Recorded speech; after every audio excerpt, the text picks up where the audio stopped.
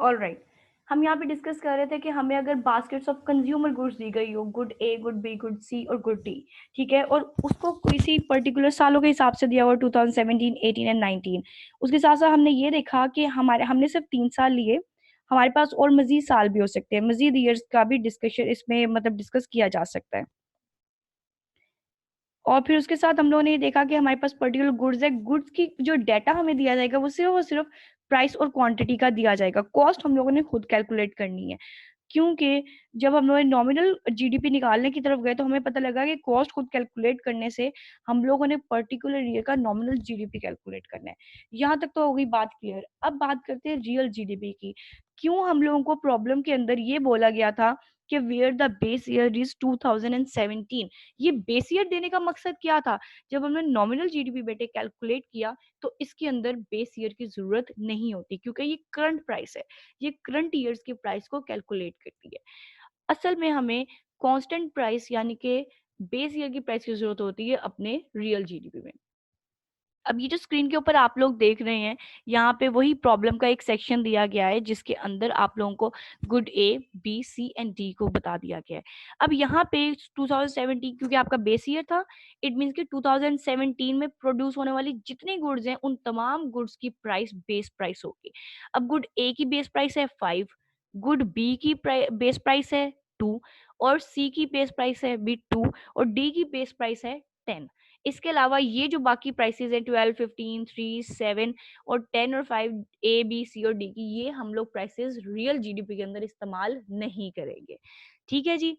अब बात ये देखें कि यहाँ पे ये मैंने क्या मेंशन किया हुआ है कि रियल कॉस्ट निकालने के लिए कांस्टेंट प्राइस को करंट क्वांटिटी के साथ मल्टीप्लाई किया जाता है। बेटे याद रहे, इकोनॉमिक्स की टर्मिनोलॉजी में अगर किसी यूनिट के ऊपर मतलब कि किसी कोई भी हमारे पास टर्म है उसके ऊपर एक बार का साइन आ जाए, जैसे कि ये पी के ऊपर छोटी सी बार दी गई है ना, इसको बोलते हैं कांस्टेंट, यानी कि वो आपकी टर्म ओवर द ईयर या ओवर द ईयर्स कांस्टेंट रहने वाली है। इसका मतलब ये होता है।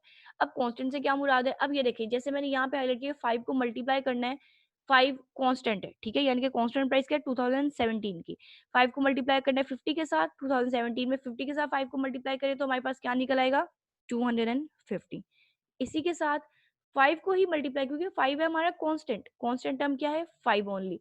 5 को मल्टीप्लाई कर देंगे 2018 की करंट प्रोडक्शन के साथ। 2018 में प्रोडक्शन कितनी हुई? 100। 5 मल्टीप्लाई बाय 100 हो गया हमारे पास 500। ठीक है जी। इसी तरीके से 5 को ही मल्टीप्लाई कर देना है हम लोग 2019 की प्रोडक्शन के साथ। 5 मल्टीप्लाई बाय 200 हमारे पास क्या हो जाएगा? 1000। ठीक है जी। इसमें कोई कंफ्यूजन? ऑफ कोर्स नॉट, इसमें हमें कोई कंफ्यूजन नजर ही नहीं आती है। अब यही हम लोगों ने सेम बात कर देनी है गुड बी के लिए भी। ठीक है, गुड बी के लिए अब हम लोग कैसे करेंगे जी इसको? जब गुड बी की बात आएगी, गुड बी की कांस्टेंट प्राइस क्या है 2017 की? 2 है ऑफ कोर्स। तो हम लोगों ने क्या करना है, हम लोगों ने यहाँ पर उसको 2 को मल्टीप्लाई कर देना है हम लोगों ने 20 के साथ। 2017 के लिए 2 मल्टीप्लाई बाय 20 क्या हो गया हमारे पास? 40। गुड। 2 मल्टीप्लाई बाय 80 क्या हो गया हमारे पास? 160। ठीक है जी। और 2 मल्टीप्लाई बाय 20 हमारे पास क्या हो जाएगा जी? 240।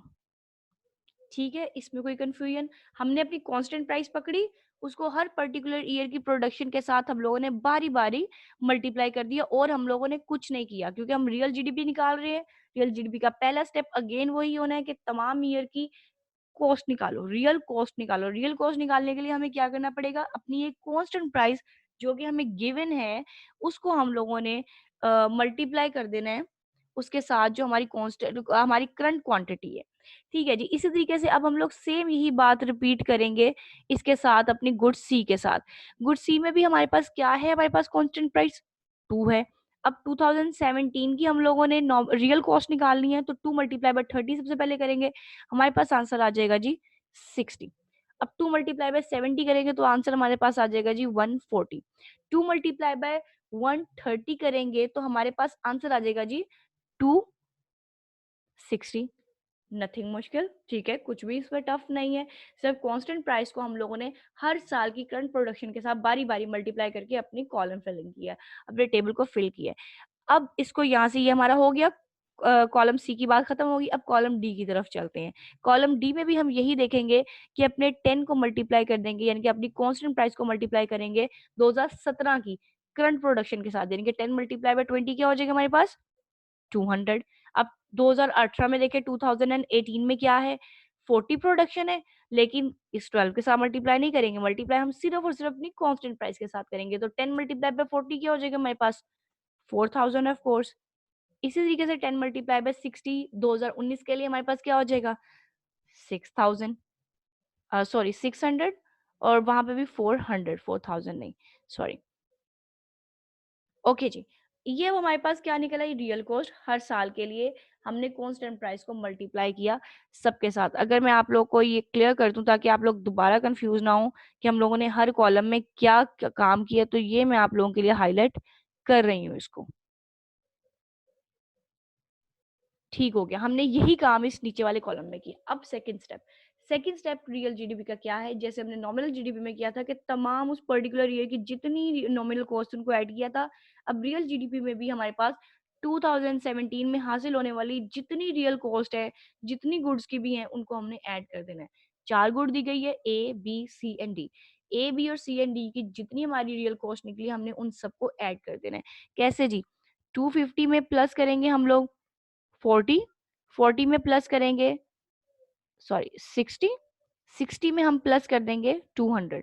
क्या आंसर आ जाएगा हमारे पास 250 प्लस 40। जी अरसलान, आप क्या क्वेश्चन पूछना चाहते हैं बेटे?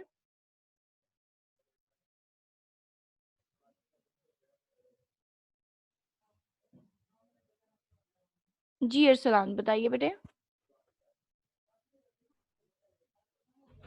Okay, if you can hear me Arsalan, आप अपना क्वेश्चन पूछ सकते हैं बेटे, अदरवाइज इसके बाद फिर मैं आपका माइक अनम्यूट कर दूंगी। At the end of the session आप अपना क्वेश्चन दोबारा से पूछ सकेंगे। जी, तो हमारे पास जो आंसर आ जाता है बेटे,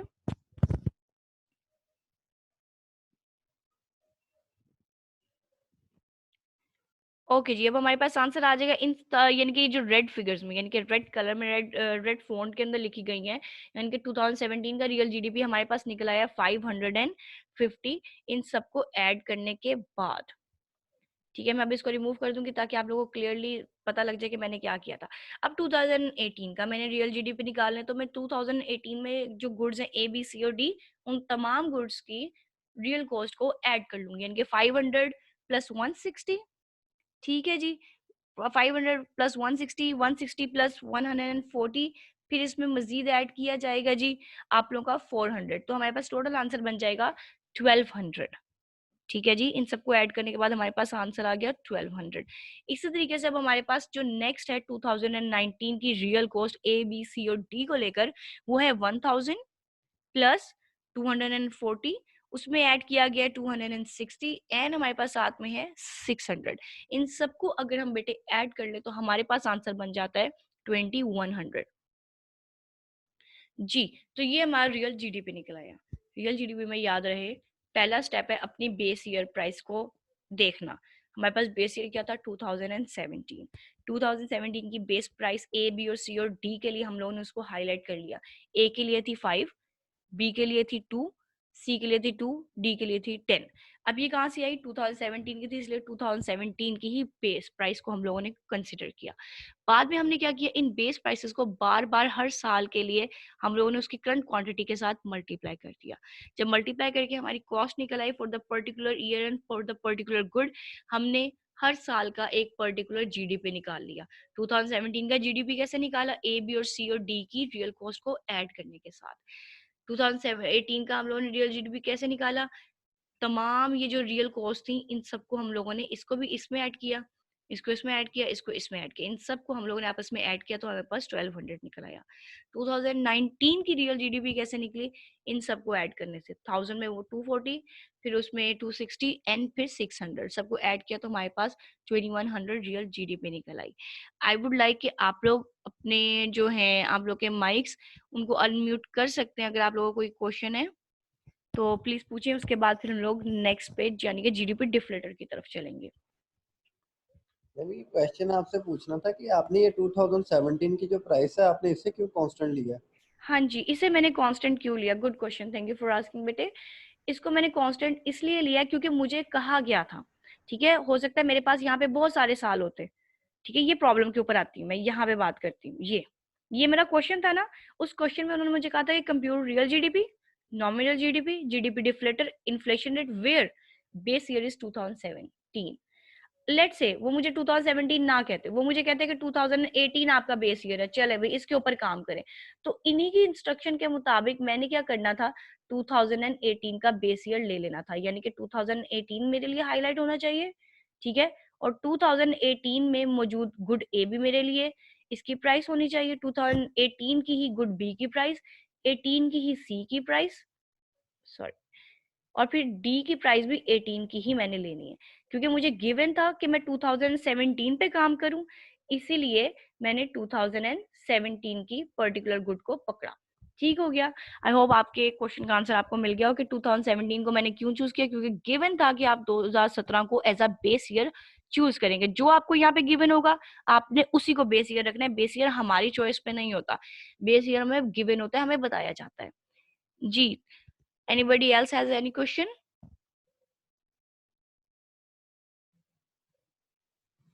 ठीक है जी बेटे, हम लोग आगे कंटिन्यू करते हैं। अब देखिए, इस प्रॉब्लम की वजह से हम लोगों ने जब सॉल्व किया तो हमारे पास नॉमिनल जीडीपी एक आया, ठीक है, हमने नॉमिनल जीडीपी कैलकुलेट कर लिया। Present ma'am. ओके, अब अपने माइक आप लोग म्यूट कर लें।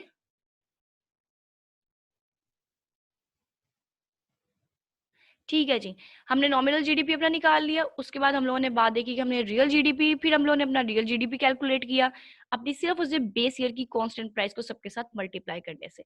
अब बात आती है नेक्स्ट, जो कि हम लोगों ने यहाँ पे डिस्कस किया था कि इसके बाद GDP, nominal GDP, real GDP, इसके बाद हमने कैलकुलेट करना है अपना जीडीपी डिफ्लेटर। अब जीडीपी डिफ्लेटर का याद रखे फॉर्मूला क्या था कि आपके नॉमिनल को रियल के साथ डिवाइड करो, मल्टीप्लाई बाय 100 करो फॉर अ पर्टिकुलर ईयर, तो ये आपका जीडीपी डिफ्लेटर निकल आएगा। अब बात कर लेते हैं इधर जीडीपी डिफ्लेटर की। ठीक है जी, अब यहाँ पे आप लोगों को मैं करके दिखाऊंगी कि जीडीपी डिफ्लेटर निकलता कैसे है। मेरे पास साल थे, ऑलरेडी थे, पता था। इन सालों में 2017 में नॉमिनल जीडीपी क्या निकला, 550। रियल जीडीपी क्या निकला, वो भी 550 था। 2018 में नॉमिनल जीडीपी हम लोग क्या निकाल के आए थे पीछे से, 2000। रियल जीडीपी 1200 निकाल के आए थे। 2019 में हम लोगों ने नॉमिनल जीडीपी क्या निकाला था, 6520, और रियल जीडीपी निकाला था हम लोगों ने 2100। अब इन्हीं दोनों इंफॉर्मेशन की मदद से हमारा जीडीपी डिफ्लेटर निकल आएगा। ठीक है जी, अब मैं 2017 का जीडीपी डिफ्लेटर निकालने लगी हूँ। काइंडली आप लोग इसको फोकस से देखिएगा, ठीक है। जीडीपी डिफ्लेटर के बारे में बात हो रही है, इसके बारे में, ठीक हो गया, इसके बारे में हम बात करने लगे हैं जी। 2017 का मैंने अपना जीडीपी डिफ्लेटर निकालना है। 2017 का जीडीपी डिफ्लेटर निकालना है। 2017 का नॉमिनल जीडीपी क्या था, 550, ठीक है, डिवाइडेड बाय रियल जीडीपी क्या था 2017 का, 550, ठीक है, मल्टीप्लाई बाय फॉर्मूला का 100। तो मेरे पास क्या आंसर आ जाएगा बेटे, 550 को 550 के साथ डिवाइड करें तो 1, 1 को मल्टीप्लाई करें 100 के साथ, तो मेरे पास आंसर आता है 100। यानी कि 2017 का ये जीडीपी डिफ्लेटर क्या निकला, 100। इसी के साथ अब हम लोग 2018 का जीडीपी डिफ्लेटर कैलकुलेट करेंगे। ठीक है जी, फॉर्मूला क्या है, 2018 का नॉमिनल जीडीपी पहले पकड़े, ठीक है, इसको डिवाइड कर दें रियल जीडीपी ऑफ 2018 के साथ, दैट इज 1200। ठीक है जी, फिर उसके बाद इसको मल्टीप्लाई कर देंगे हम लोग 100 के साथ। ठीक है जी, अगर मैं 2000 को डिवाइड करती हूँ 1200 के साथ, तो मेरे पास आंसर कुछ निकलता है 0.16 एंड 6666, और उसको मल्टीप्लाई कर देती हूँ अगर मैं 100 के साथ, तो बेटा मेरे पास आंसर कुछ इस तरीके से निकलेगा 166.6 एंड, और बहुत ज्यादा आगे कंटिन्यू होगा। तो मैं डेसिमल के बाद कोशिश करूंगी कि मैं सिर्फ और सिर्फ एक यूनिट को इस्तेमाल करूँ। ठीक है जी, 2018 का भी निकल आया मेरे पास जीडीपी डिफ्लेटर 166.6, ये मैंने एंटर कर लिया। अब बारी आती है 2019 की। 2019 का जीडीपी डिफ्लेटर मैंने निकालना है, तो कैसे निकालूंगी, 2019 का ही नॉमिनल जीडीपी लूंगी 6520, उसको डिवाइड कर दूंगी 2100 यानी कि रियल जीडीपी के साथ, मल्टीप्लाई कर दूंगी 100 के साथ। तो 6520 को डिवाइड करने से 2100 के साथ मेरे पास कुछ आंसर आते हैं 0.310 एंड ऑल। उसको जब 100 के साथ मल्टीप्लाई करेंगे तो मेरे पास आंसर आ जाएगा 310.47। जी मेरा अब ये ये जीडीपी डिफ्लेटर निकला है 2019 के लिए भी। अब यहाँ पे मैं अपना आंसर लिख दूंगी 310.47। ये हमारी वर्किंग हो गई है, वर्किंग ऑफ जीडीपी डिफ्लेटर। जी इसके अंदर किसी को कोई प्रॉब्लम हो तो काइंडली रेज योर हैंड, फिर उसके बाद हम लोग इन्फ्लेशन रेट की तरफ चलेंगे।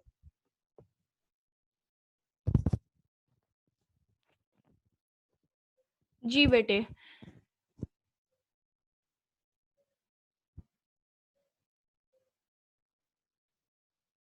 जी तैमूर आपका क्वेश्चन क्या है बेटे? मैम जी ये पहले वाला दो सारा वाला एक बार repeat कीजिए। पहले वाले दो आप पहले सॉरी अपना क्वेश्चन रिपीट करें। आप नॉमिनल रियल की बात कर रहे हैं या आप फर्स्ट 2017 और 18 के जीडीपी डिफ्लेटर की बात कर रहे हैं? इन्फ्लेशन इन्फ्लेशन मैम कर रहे हैं। जीडीपी डिफ्लेटर की बात कर रहे हैं आप? यस मैम, ये जो 100 आया है ना मैम, ये नहीं समझ रहा है। अच्छा ये जो 100 आया है, ये 100 कहाँ से आया है मैं बताती हूँ 100 कहाँ से आया है। बेटे 2017 की बात करनी थी, 2017 का जीडीपी डिफ्लेटर काउंट करना था ना हमने। हमने 2017 के ऊपर फॉर्मूला अप्लाई किया है। फॉर्मूला क्या लगाया है कि 2017 का नॉमिनल जीडीपी जो कि 550 था, डिवाइड किया, ये देखिए ये ऊपर फॉर्मूला लिखा हुआ है, डिवाइड किया हमने रियल जीडीपी यानी कि 550 के साथ और उसको मल्टीप्लाई कर दिया फॉर्मूला के 100 के साथ। तो 550 को अगर आप 550 से डिवाइड करें तो आंसर आता है 1, और 1 को 100 के साथ मल्टीप्लाई करें तो सिंपल सी बात है बेटे 100 हमारे पास आंसर आता है। जी सईद अनवर आप क्या कहना चाह रहे हैं बेटे? मैम हो गया बस। ठीक है जी, ओके राइट। ठीक है let's move to the next thing. अब हमारा जीडीपी डिफ्लेटर निकला है, अब बारी आती है इन्फ्लेशन रेट की। अब हम लोग इसको रेज कर देते हैं, ठीक है, क्योंकि अब हम लोगों ने चलना है वर्किंग ऑफ इन्फ्लेशन रेट की तरफ। जी यहाँ पे हमारे पास एक फॉर्मूला दिया गया है कि जीडीपी, अगर आप लोगों ने इन्फ्लेशन रेट निकालना है तो आपका जीडीपी करंट ईयर यानी कि आप जिस ईयर की बात कर रहे हो उसका जीडीपी डिफ्लेटर माइनस उससे पहले आने वाला साल है उसका GDP deflator divided by the same amount multiply by 100%। याद रहेगा ये परसेंटेज में। आपसे कभी भी कोई चीज पूछी जाए कि परसेंट में आंसर दें तो इट मीन्स के ये बात हो रही है इनके इंक्रीज आया परसेंटेज में, तो इट मीन्स की ये बात हो रही है इन्फ्लेशन रेट की।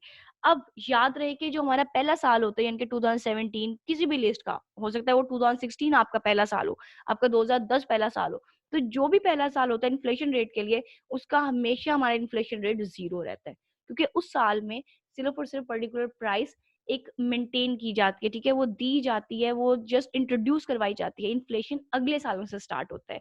अब नेक्स्ट ईयर की बात करते हैं कि फर्स्ट ईयर में तो हमारा जो इन्फ्लेशन रेट है हमेशा 0 रहेगा। तो अब बात आएगी भी 2018 के इन्फ्लेशन रेट की। जी भाई 2018 का इन्फ्लेशन रेट निकालेगी, you kindly focus on the screen. 2018 का इन्फ्लेशन रेट। अब फॉर्मूला क्या है भाई, 2018 की बात हो रही है ना, तो 2018 का ही 18 का ही हम लोगों ने जीडीपी डिफ्लेटर उठाना है, दैट इज 166.6। आगे क्या बात हो रही है, minus GDP deflator of previous year. 166 से पहले वाला साल कौन सा है, ये 166 से अबव वाला साल 100, ये है पहला साल। ठीक है, मैं दोबारा से एक दफा आप लोग को बता देती हूँ कि इसमें हम लोगों ने क्या करना है जी, हम लोगों ने निकालना है अपना ये वाला, ये देखिएगा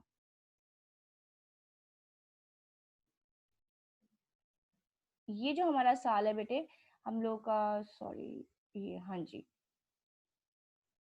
2018 का इन्फ्लेशन रेट निकाल रहे हैं, ये 2018 के इन्फ्लेशन रेट की हम लोगों ने जीडीपी डिफ्लेटर लिखा। अब माइनस है GDP deflator of previous year, ऐसी बात की गई है तो इसका प्रीवियस ईयर बनता है ये वाला 2017।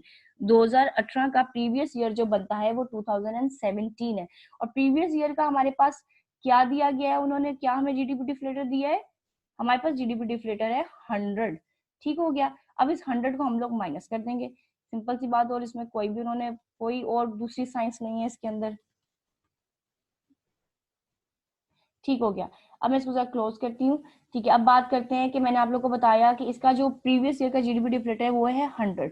डिवाइडेड बाय फॉर्मूला के नीचे फिर आ गया GDP deflator of previous year यानी कि 100, फिर मल्टीप्लाई बाय फॉर्मूला का 100।